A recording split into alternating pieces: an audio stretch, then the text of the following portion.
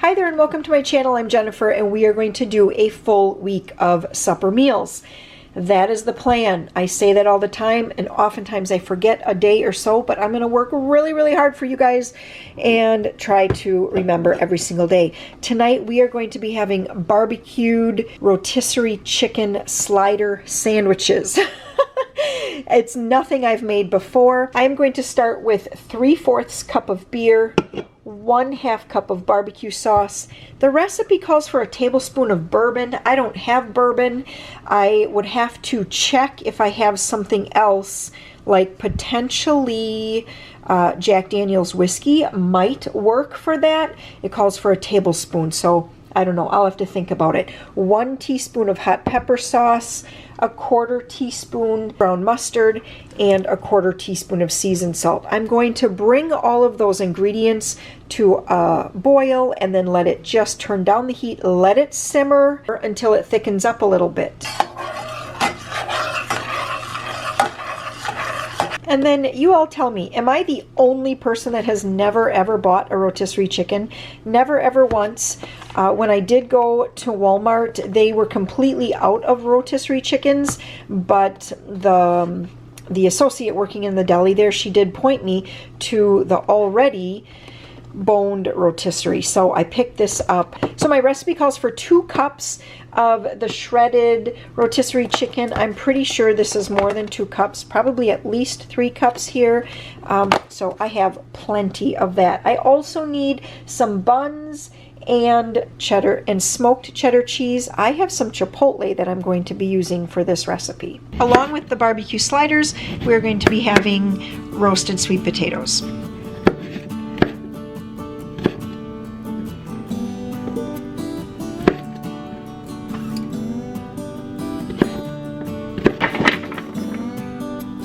I ended up using all the chicken. I know it's more than 2 cups, but there seemed to be plenty of sauce to coat it, and I really think you're going to like these. I tasted it. It's delicious.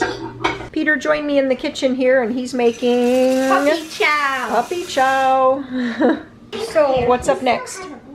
I got 2 cups powdered sugar. So first you're going to stir that all up, right? And then after it's all coated, yep, then you'll put the powdered sugar in? Perfect. You know what? We should move those pineapple.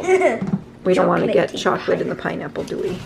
Does everybody want cheese? It's a chipotle cheese. Okay. 2.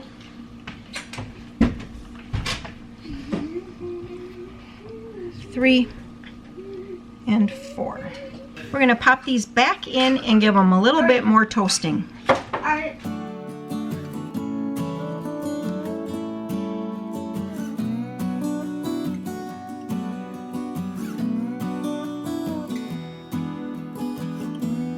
So thanks to Warren, we actually have supper tonight. It was Emily and I were making freezer meals all day. And so Warren came in, made pizza, chips, and peaches. Looks like a perfect dad supper. Right, here we are. It's Thursday now. And for tonight, we are going to be having dirty rice, so that just starts from a box. I already have the meat cooked up because I cooked it up last week and just popped it in the freezer one day when I was in the kitchen doing other things. I already have the onion cooked up with it, so that's going to be super easy to put together. We're also going to have a big salad. I have a few cucumbers here from my garden. I might even make creamy cucumbers because I have more in another bucket in the porch. But what I'm starting on right now is making some cookies. These are called butter cookies. And it's so simple. Okay, I'm going to just tell you the recipe right now. It's 3/4 cup of white sugar, 1 stick of butter, and 1/2 cup of shortening. Whip that all together till it's nice and light and fluffy. Add 1 egg, whip that until it's really creamy. And then add in 2 cups of all-purpose flour, 1/2 teaspoon baking soda. Let me make sure. Yes, 1 teaspoon of cream of tartar and 1 teaspoon of vanilla. That is it, and that's where I'm at right now. I just put in all the dry ingredients. We are going to... Oh, are you pulling a tooth? Yeah. Okay. Joe's pulling another tooth. I'm going to mix this up right now, and then we will roll these into sprinkles. Not our baking. Not our baking. Not our baking. Butter cookies. Awesome. This recipe does call for the dough being chilled, but you know what? Who has time for that? I don't even know if it makes a difference because I've never ever done it. Then I just dip the tops into some kind of sprinkles. And how pretty are these sprinkles? I actually was just down the cake decorating aisle, like where all the Wilton products are at Walmart the other day, looking for something that might look sort of like sand, kind of like sand sprinkles, until I realized that, you know what, I could just do graham crackers. Anyway, I saw these, and normally I see more of the like primary type colors, Crayola crayon box colors. And when I saw these brights, I just thought, we have to get these. And that was what spurred it. I was like, you know, I haven't made these cookies, butter cookies, in a long time. These are a classic Christmas cookie in our house because I usually roll them in red and green sugar. But everyone loves them other times of the year as well. They do have that cream of tartar in them. Tartar? Do you say tartar? Tartar? I guess I grew up saying cream of tartar. But then recently I heard someone call it tartar. I don't know. Anyway, in my household, whenever cookies have that in them, everyone says, oh, I think of Christmas. And then I also just flatten them just a little bit. And these bake at 400 degrees for only 6 to 8 minutes, so watch them closely.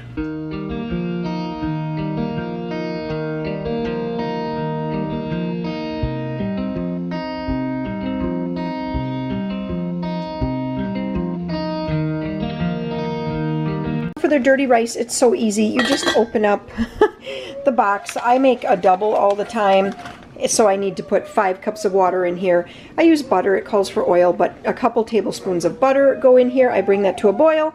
Then I just open up the pouch and put the whole entire thing in here along with the already cooked meat. So I already had this cooked up, and I even labeled it so I knew what I was going to be using it for. And that's it. Kind of bring it to a boil for about 20 minutes. Just check it, check the rice, and when it's done, you'll know. I thought that we were going to have salad, and I was going to run down to the garden and get some lettuce, but then it started to rain. I just didn't go. So I have a bunch of cucumbers here cut up. I have some peaches, so I'm going to work on cutting these peaches up right now. And then I think I'll open up a can of black olives for supper tonight, and probably something else little. I'm still thinking.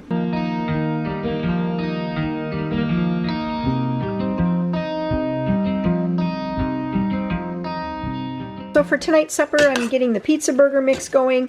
So I just have about 2 pounds of ground venison in here, 1 full onion. It was a red onion, and so that's why it kind of has like those little dark spots. But anyway, and then I put in some salt, some pepper, 1.5 teaspoons of garlic powder, a teaspoon of oregano. That's everything that's on the, like, that's part of the recipe.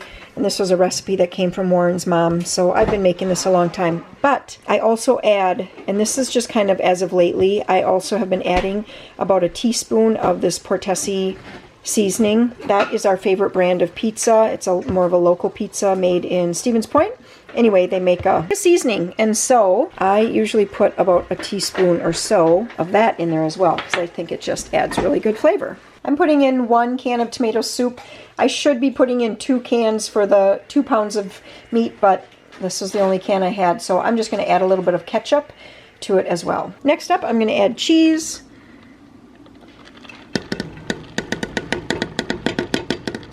I know the recipe says 2 total cups for a pound, so I guess 4 cups of cheese. I think I'm going to add even more than what I have in here right now. I just add until it looks like how we like to eat it.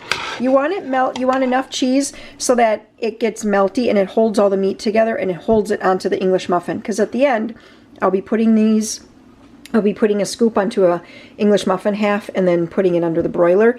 And if you don't have enough cheese, then it doesn't want to stay together.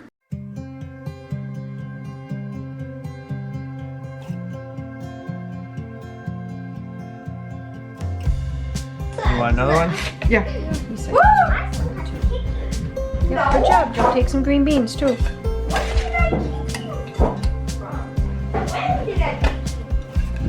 Dun. Well, we decided that we needed some cookies here after supper. It's 7:30 and we're watching Shark Tank.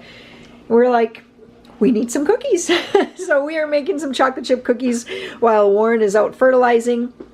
And I'm eating all the dough. you're eating some dough, huh? All right, so let's get these on the pan and bake up some cookies. And thanks so much for watching my videos. I really do appreciate it, and it has been really exciting to have the comments open. I am seeing, of course, all of you that were so faithfully leaving comments on the community tab are now leaving comments here on my channel under each video, and there's so many new people, so welcome. There are so many names. Oftentimes, like, one of the things that Warren and I enjoy, he loves for me to just read him the comments in the evening, and I'll give like the little name of whoever, you know, wrote that comment. And every time we're like, boy, we've never seen that name around here before. So thank you so much. Welcome to those of you who are new. And if this is your first time watching a video and you haven't subscribed yet, you can do that right now. Tonight for supper, we're going to be making Grandma's oven fried chicken.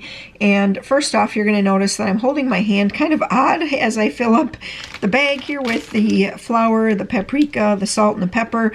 But we were at a baby shower today, and my finger got nailed by a hornet of some kind. According to the other people around me, it was maybe a black and white striped hornet, and it hurts really badly. It hurts all the way, my finger, my hand, all the way into my elbow, and a few times it was even hurting all the way up into my armpit today. So I'm fine, 100% fine, except the pain. It's hard to even grasp right now that it could hurt this bad. And it's making me feel even a little bit like a baby, how whiny I am about the pain.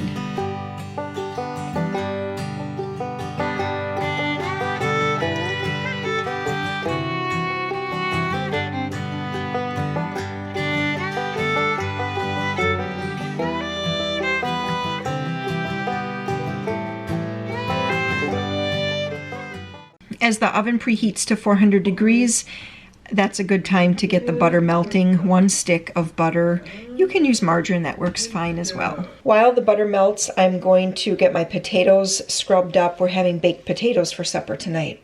Once the stick of butter is fully melted, then you want to just swirl it around, making sure that the butter kind of gets up on the edges. And whatever type of chicken you're using tonight, I'm using a pack that's just drumsticks. You want to make it so that whatever is the side with the most skin faces down. You put that side down first. I'm going to put this into the oven, 400 degrees for 30 minutes. At that point, I will flip all of the pieces of chicken over. I do also usually give it a last little swirl here, just to make sure that that butter has kind of reached every corner. All right, that's great.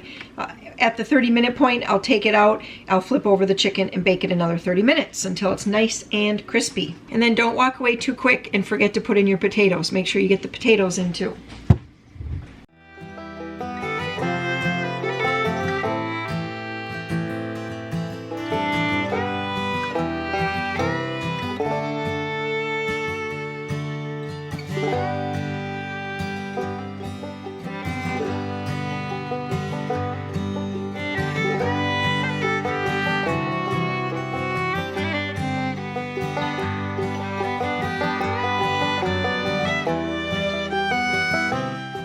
Well, can you believe it? We are now on the last day of the week, and we are having some of the leftover chicken from last night. We are just doing a repeat. We are having applesauce again. I had some barbecue with really big chunks of green pepper in it this time, but I had some barbecue in the fridge, so we are having barbecue. And also, we are going to have creamy cucumbers. Yes, Joe, we see you pointing to everything. How you doing today? Awesome. Awesome. You got a lot of hairspray in that hair. Yeah. Yeah.